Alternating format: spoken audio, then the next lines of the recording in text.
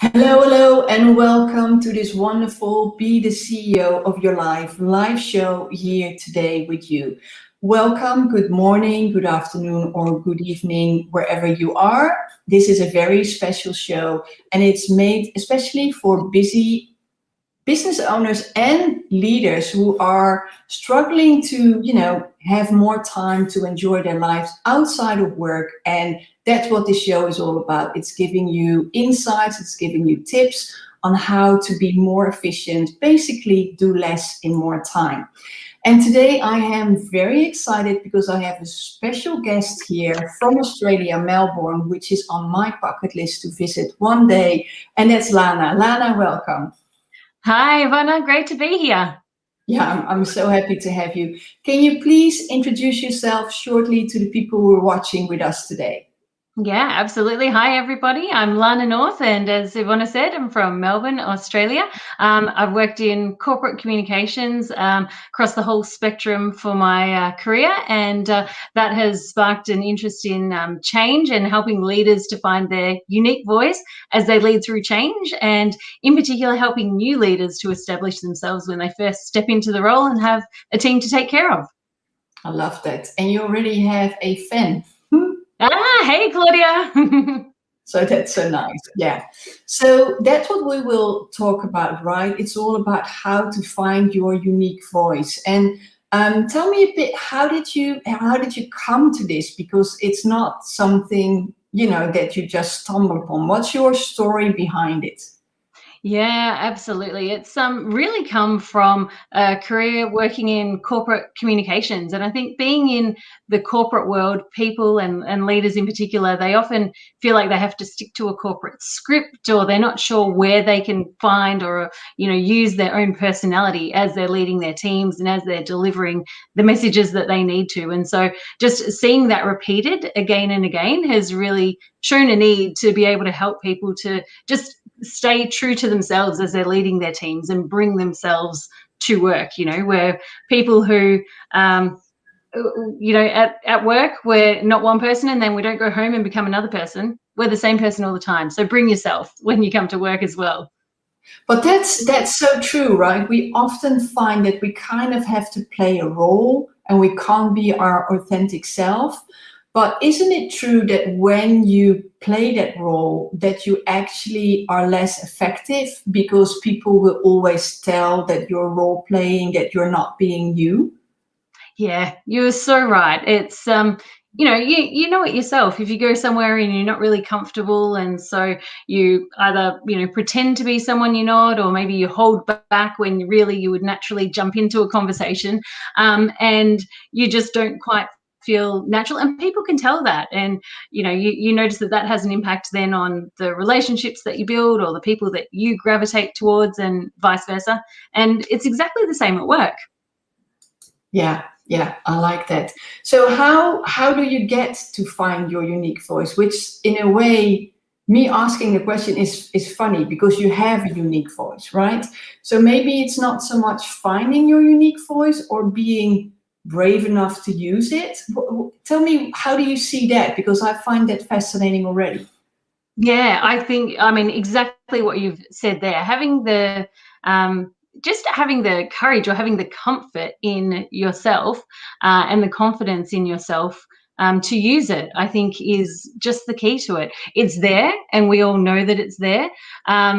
I think we all, at some points or other, have had that imposter syndrome sneak in, and I think it's becoming comfortable with who you are and who you are as a person, and really knowing your values and what you stand for, and being able to back that up. And I talk about it as walking the talk. And if you're leading by example and your behavior just backs up who you are and what you do, then I think you can't go wrong from there. And then you're always going to be consistent, and people can know what to expect. And I love that you say walk the talk because I think that's so critical, and that you also go from your values because your values is what drive you. And if that's misaligned, then everything becomes misaligned. And I also believe that when it's misaligned, you can't be as successful because you're not true to yourself. So if let's say, because often we feel it. I know I've experienced it. I've experienced it in the corporate world. I've experienced it in my own company. It's like you have that image that you believe you need to be, and that image might be only part of who you are, or it might not even be part of who you are, but it's something you want to portray because you think that's important.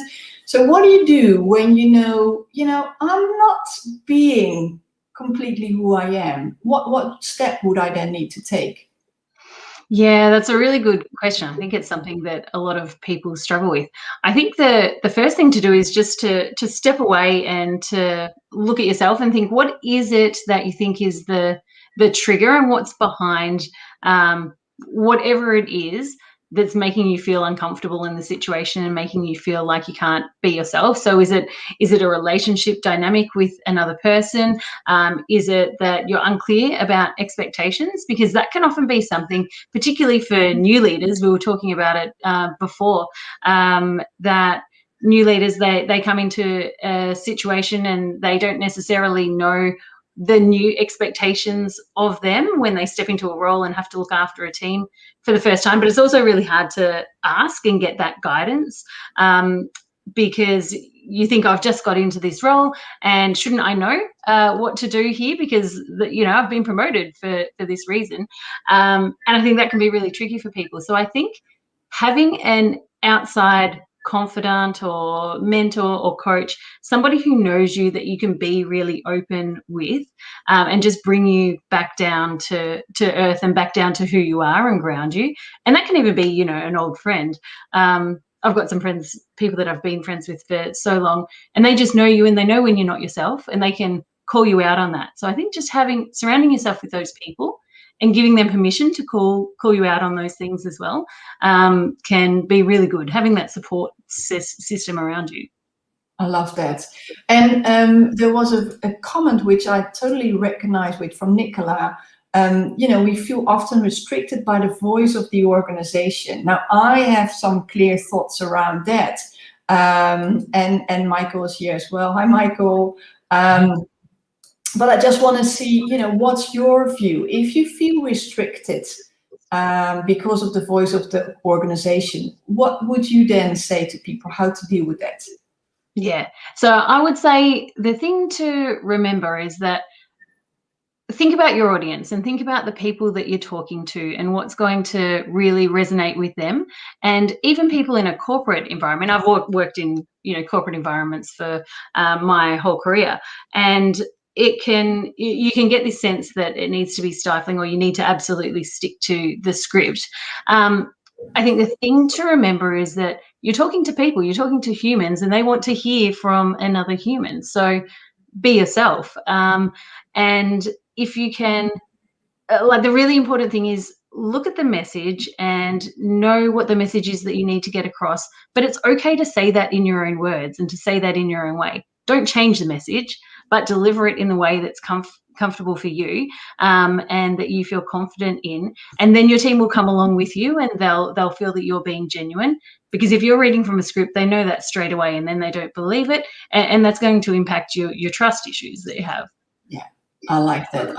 And, Claudia says mentors and coaches are key. And I think for everybody who starts with this, being more authentically you, it is so important to have those people surrounding you who can lovingly tell you you're off key. That's at least what happened to me, and it's so funny because I started with this show and I really love it. And one of my friends lovingly told me, I love it when you do it with someone else because you're funny, you make jokes, not always, but it's just the way I talk to you.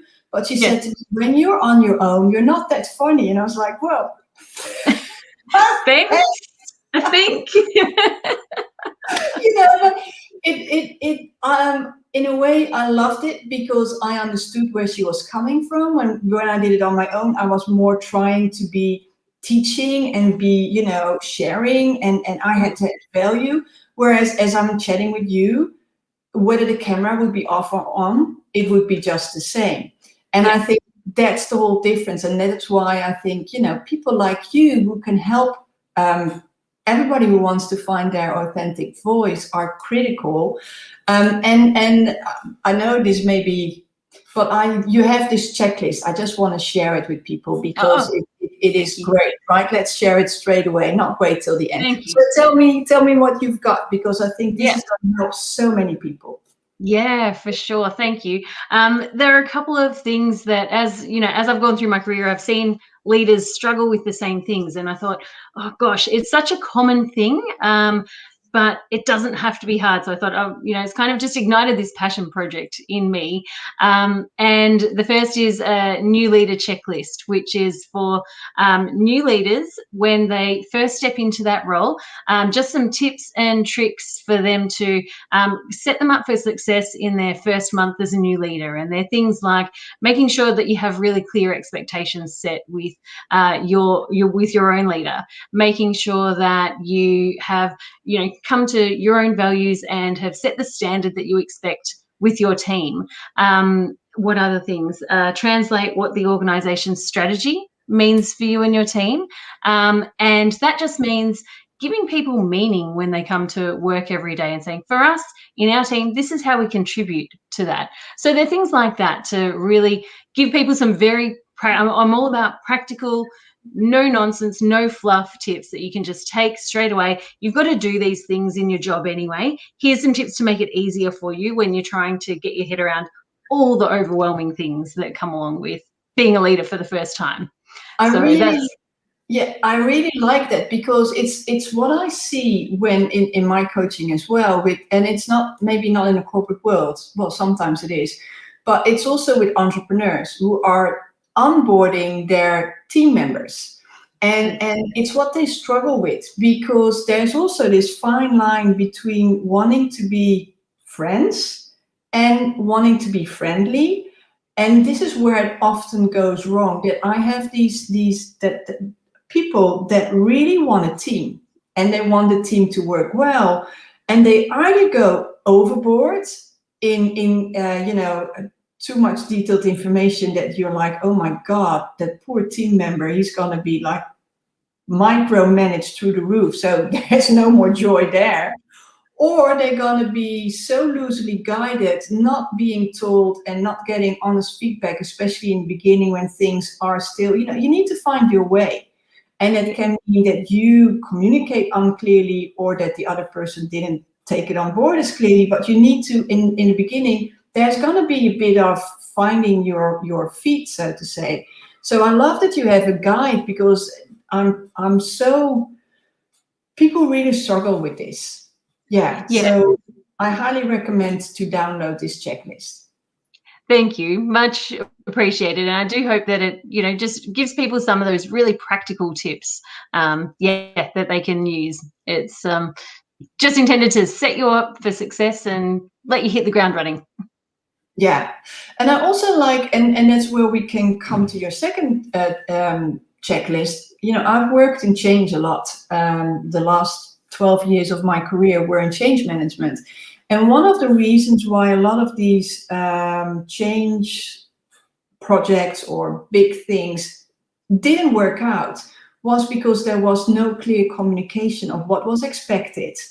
And basically, as a leader, whether it's in your own business or as a team leader or as running your organization, you need to have a very clear vision. And that vision needs to be inspiring enough to get the other people on board. But with just inspiration, there's no practicality. So you also need to really translate that in, okay, and what does that mean for me, working as part of your team? And now that I know what it means, I also know what's expected and what I need to do practically. And I think this is often what goes wrong in change. So tell me about your Change Buster. I really love the title. Your Change Buster. What's there? Because I love it. Well, you've hit the nail on the head, and they're working on so many big change and transformation programs as you have as well. I see the same things, and it's common that people are generally waiting for all the answers, and they fear communicating, before they've got all the answers. But people know that things are going on, and it's so much more empowering for people and so much more motivating when you can bring them along on the journey with you. So I've got, my Change Buster checklist there, and you can actually I've got a mini training series, Change Buster Foundations, that's going along with it for free at the moment. So you can grab that too. The links are on my LinkedIn profile. And it's all about how you can set yourself up and get your head around the key elements to leading your team successfully. So not waiting until you've got all the information, making sure that or finding opportunities to involve your team so that change is done with your team, not change is done to your team. I'm sure you've seen as well examples where people just sit there and it's like, here you go, here's the change, go forth and make it happen. Yeah, that's like the success to feel for sure. Exactly. So it doesn't have to be done that way. Change does not have to be done badly. And I feel just so strongly about that I put this out there, and I thought, with so much change happening in the world at the moment, let's just put it out there and give it to people and let them, hopefully that helps people to be able to lead their teams a little bit more and not worry about having every single piece of information yet. Answer questions with, this is what's coming and this is when I'll know. That's okay. I love that. Yeah. So tell me a bit more about, my unique voice, because how do I actually know that I am using my unique voice? How do I know that it's really me and that I'm not pretending or whatever? How do I know? Yeah, great question. I think what is a really good way to think about it, start to be really conscious of the language that you use every day. So just take note of the words that you use, or ask the people around you. And I would start with family and friends, actually, because they know the real you and your natural voice. So I say, I say awesome a lot when I'm talking to my family, when I'm talking to my kids. I say great job. I say, that's fantastic. These are things that I say, and doing it with that enthusiasm and that tone is something that comes naturally to me. And I find that in the past, where I've thought I really need to be, much more serious about this, or I'm feeling like that's maybe not so professional. But actually, that's what makes me me. And when you take that out, then suddenly I don't sound like myself, and people don't believe me anymore. Yeah. And so it's really all about that credibility. So to come back to the question, I think, talk to your friends, talk to your family and the people who are not at work, and ask them, what are some of the things that I say? What's some of the language that I use that, when I'm really excited about something, or, you really believe whatever it is that I'm talking about, or I get very passionate about something, get them to tell you what some of those things are so you can be conscious of it, and, even make an effort to use them at work, and don't stop yourself from using them. Then you'll find that people just gravitate towards that. They know what to expect from you, and they can really start to, know you for you. And people just want to connect with other people, right? Yeah, that's very true. That's very true. But you raised two questions came up in my mind when I listened to you. Okay, so I hear that you are enthusiastic, and that's generally you, because that's how people talk to you, how you talk to your children and everything. Two questions. What if I believe I need to be enthusiastic, but I'm actually not? Can I then, I'm not going to phrase it the way I want. I was going to say fake it, because then Make it till you make it.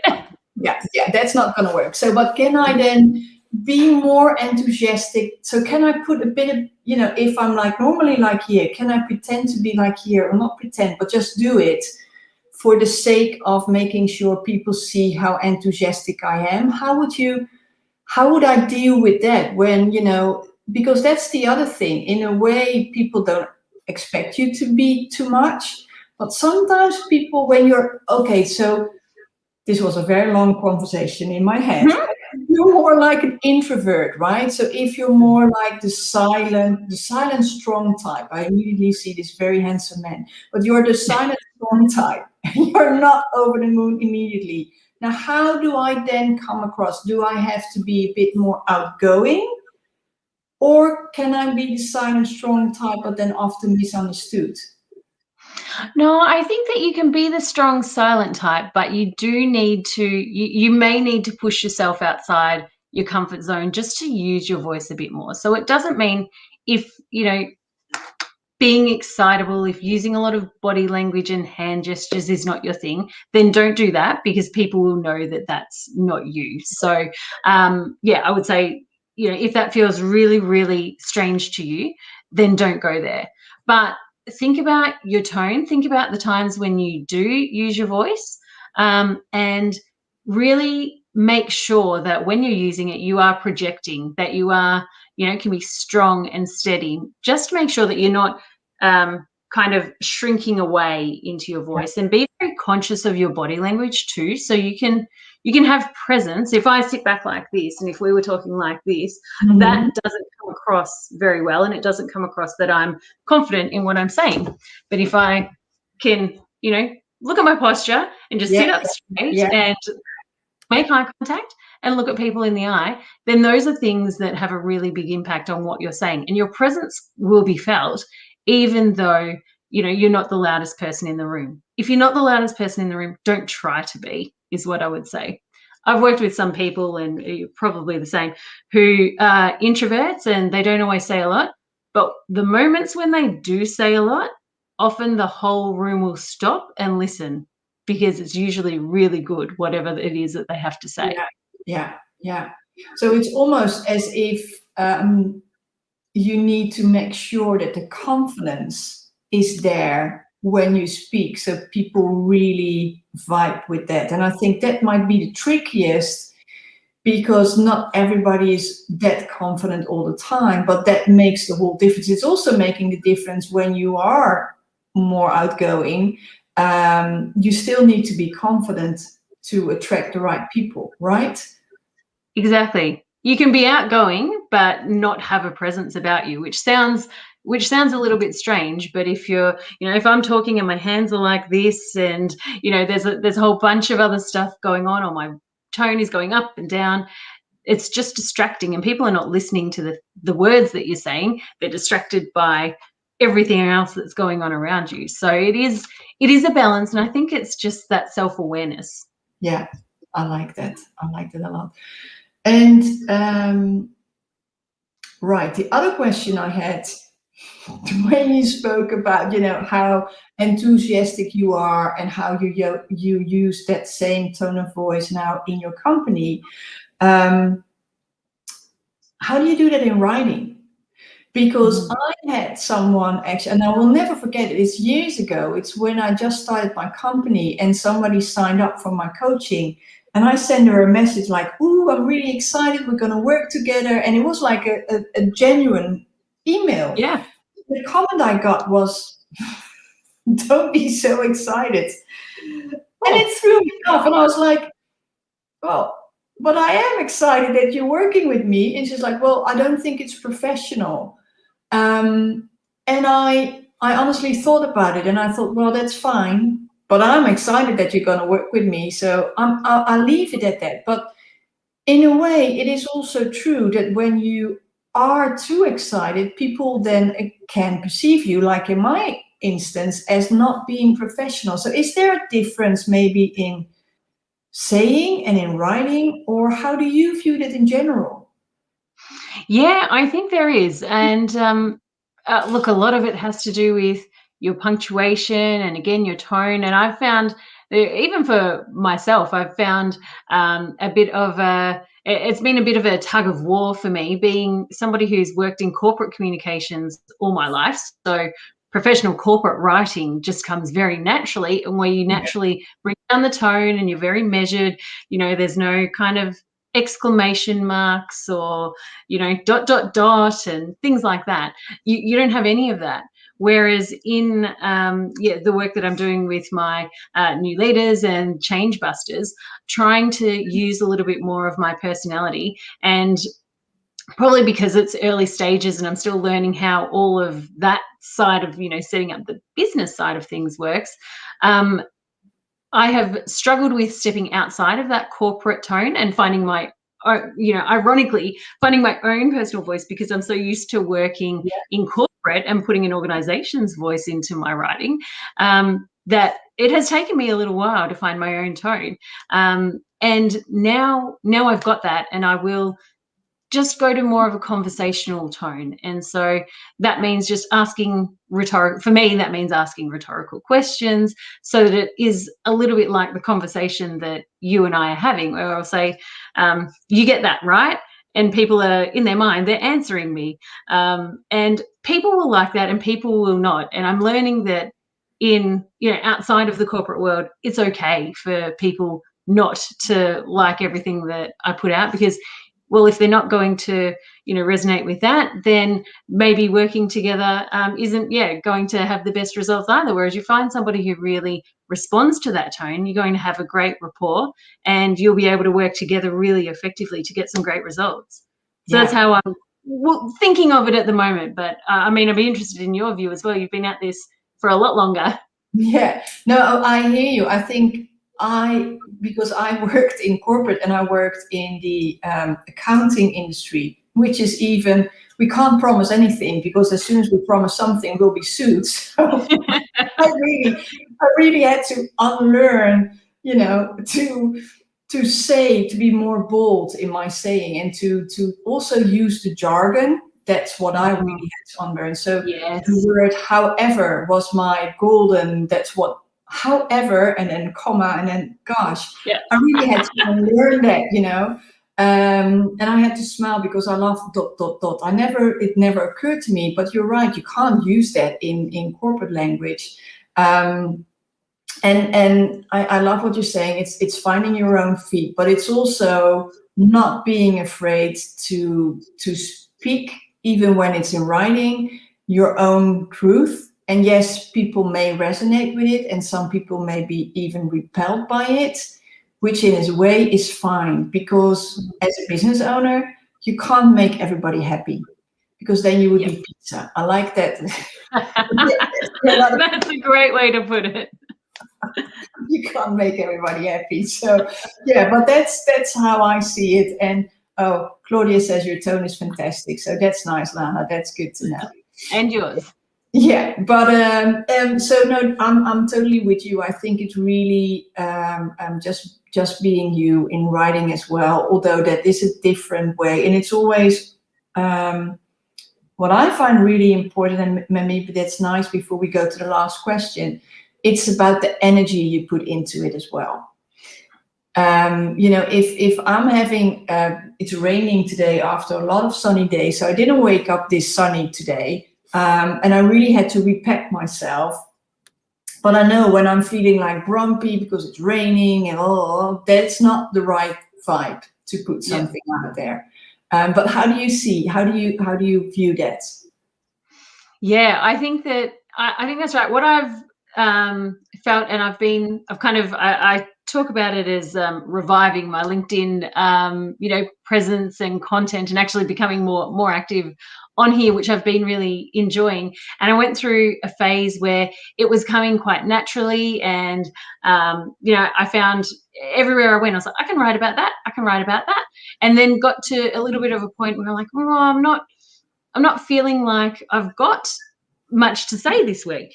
And I tried writing something, and I was like, no, that's not feeling right. I tried writing something again, and I've just learned to let it be for a bit and not go there. If it's not feeling right, then I won't force it. Now, other people can break through that in different ways, and I think that's amazing, and hats off to them for doing that. For me, I find that I just need to leave it for a bit, wait, the right thing will resonate with me, and then I'll put that out there. But my personal mantra is not putting something out there for the sake of it. Waiting until I've really got something that I want to say and that means something to me in that moment. Yeah, and the one thing that comes to my mind immediately is like, repurpose your content. That's like the golden thing, when you felt it earlier, and you can just reuse it, because that's way better than forcing something that really doesn't make any sense and will actually put people off. Yeah, I think that's really, really good advice. Yeah, Okay. Yeah, so you've got so many golden tips. Okay, let's see.